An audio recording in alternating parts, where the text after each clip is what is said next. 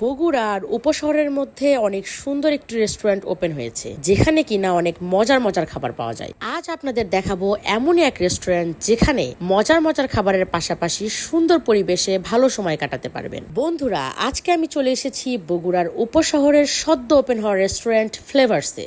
এটার লোকেশন সহজ করে যদি বলতে হয়, এটা বগুড়ার উপশহরের বড় মসজিদের ঠিক পাশেই। আগে যেখানে কাপ ক্লাব ছিল সেখানেই। এখানে প্রবেশ করার পরেই দেখলাম এখানকার এনভায়রনমেন্ট খুবই সুন্দর, একদম ওপেন প্লেস, চারিদিকে সবুজ গাছপালা। এক পাশে রয়েছে সুন্দর একটি ঝর্ণা ও নিচে অ্যাকোরিয়ামের মতো, যেখানে রয়েছে সুন্দর সুন্দর রঙিন মাছ। এক কথায় রেস্টুরেন্টের পরিবেশ খুবই সুন্দর। এবার আসি খাবারের বিষয়ে।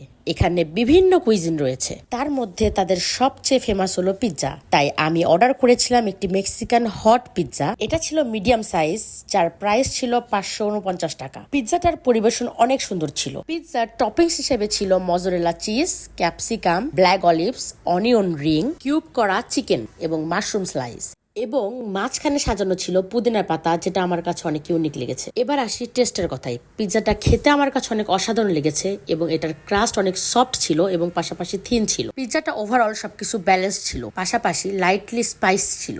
তারপর আমি নিয়েছিলাম সেট মেনু 2, যার দাম ছিল 349 টাকা, যার মধ্যে ছিল থাই fried rice, barbecue tandoori chicken, mixed vegetable এবং মিক্সড সালাদ, সাথে ছিল গ্রিন সস।